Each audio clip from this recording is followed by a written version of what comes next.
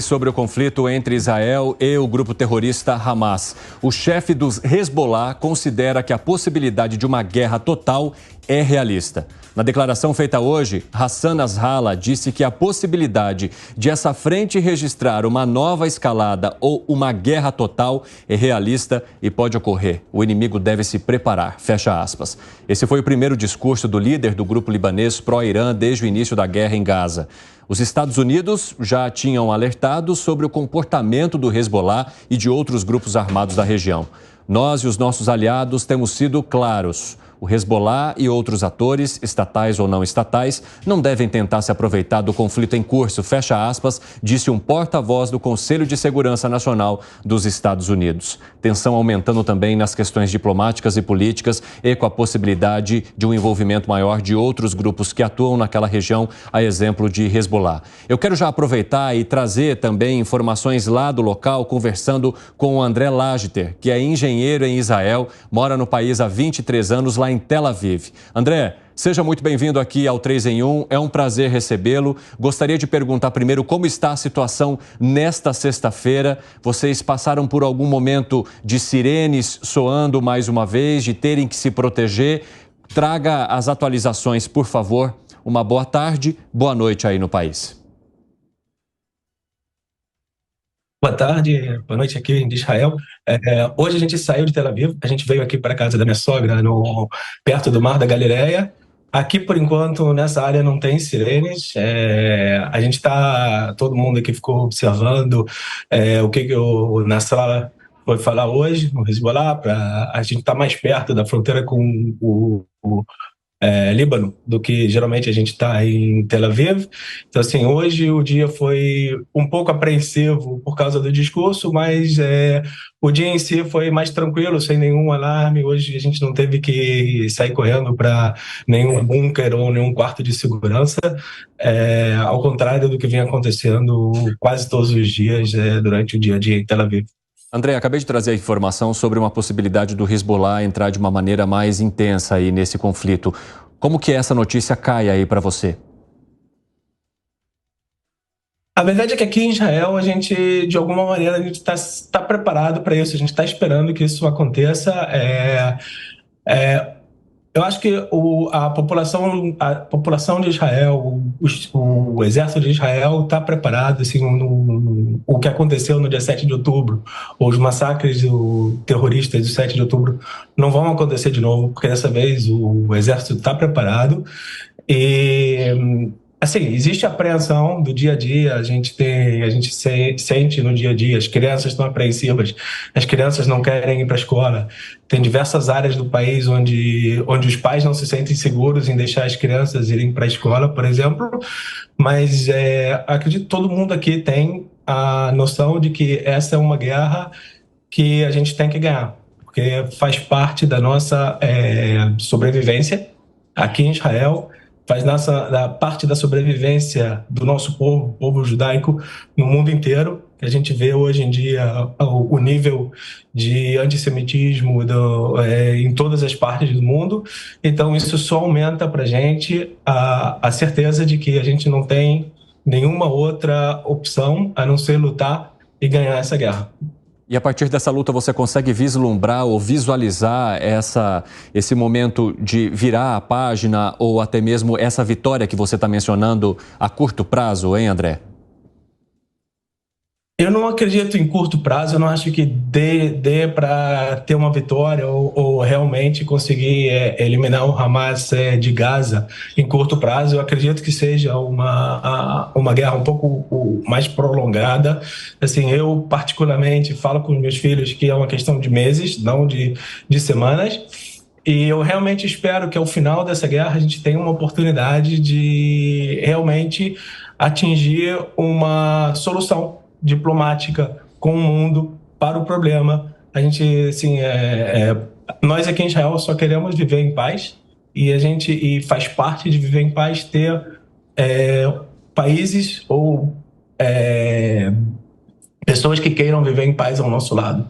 Então, assim, acho que é importante não só a gente vencer a guerra, mas também é importante o que a gente vai fazer depois da guerra, não só Israel, como o mundo inteiro, para ter certeza de que atentados e massacres como os que aconteceram em 7 de outubro não voltem a ocorrer de novo. Agora, André, a gente está falando de paz num local em que vocês estão rodeados por países que pensam diferentes de vocês e também de grupos extremistas localizados em várias dessas regiões e também patrocinados, né? Então, se a gente fala, por exemplo, do fim do Hamas, se há análise de que o Hamas acabou, mas outros grupos podem tomar esse seu lugar e fazer as mesmas coisas que o Hamas fazia. Como é que você consegue falar sobre paz num ambiente que tem tamanha divergência política, econômica e principalmente religiosa?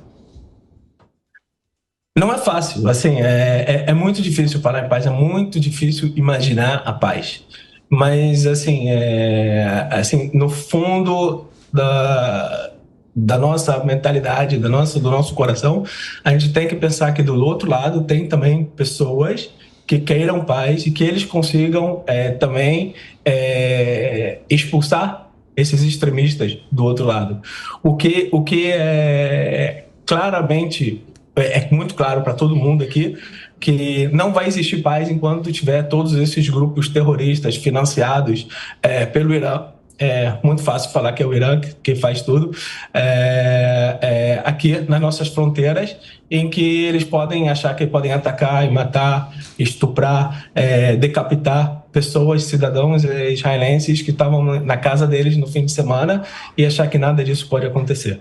Então, assim, eu acredito que a posição de Israel, nós queremos paz no final de tudo, mas não dá para fazer paz com pessoas que tudo que eles querem é a destruição e o assassinato de pessoas daqui. Isso a gente não vai aceitar. E, assim, hoje em dia chegou a hora, assim, durante anos aqui em Israel, a gente foi criado com a frase que nunca mais, o Holocausto nunca mais aconteceria. Então, assim, essa é a hora de mostrar que nunca mais, o Holocausto nunca mais irá acontecer. O que aconteceu aqui no dia 7 de outubro não pode se repetir. E que não pode se repetir também, você não pode desses grupos fortemente armados, terroristas na nossa fronteira, querendo nos destruir o tempo todo. André, o Fábio Piperno, nosso comentarista, quer te fazer uma pergunta. André, boa noite para você aí. Bom, você e o Evandro tocaram em um tema extremamente sensível, que é a questão da paz. E a gente sabe que, olhando, enfim, por todos os lados, a gente imaginar uma solução de paz hoje é quase que acreditar numa utopia. Como, por exemplo, convencer os inimigos da paz, que estão até mesmo dentro de Israel, de que essa é a única solução possível? E eu me refiro, por exemplo, a grupos extremistas que estão mesmo dentro de Israel, como, por exemplo, aqueles que assassinaram o premier Yitzhak Rabin lá atrás, ele que tinha sido um dos arquitetos do plano de paz do Acordo de Oslo em 1993. É uma democracia. Nós somos uma democracia, assim, como toda democracia do mundo, nós temos diferentes áreas de pensamento. Israel tem os seus extremistas, mas os nossos extremistas não são terroristas. Assim, em toda a história de Israel, a gente teve o caso do Rabin, que foi assassinado, o primeiro-ministro de Israel foi assassinado por um extremista religioso de Israel por ser contra a paz. Mas a gente não tem em Israel extremistas que fazem terrorismos e decapitam, estupram pessoas. Aqui dentro de Israel, a maioria decide. Nós somos uma democracia em que eu espero que, ao final da guerra, oportunidades de falar sobre paz e falar sobre mesmo que não seja eu não acredito que tenha a possibilidade de ter uma paz bem rápida ou exatamente no final da guerra, mas o final da guerra pode dar a oportunidade de criar a possibilidade de começar alguns processos que no final irão acarretar em paz para a região. Porque eu vim aqui para Israel em 2000, eu cheguei em Israel exatamente no início, um pouco antes da segunda intifada, onde a gente andava na rua, ônibus explodiam, hotéis explodiam. Se naquela época alguém me falasse que Israel teria acordo de paz com os Emirados Árabes Unidos, eu nunca iria acreditar. Se alguém me falasse que Israel estaria perto de assinar um tratado de paz com a Arábia Saudita, isso se me falassem há 2 anos atrás, eu ia achar que a pessoa estava totalmente alucinada.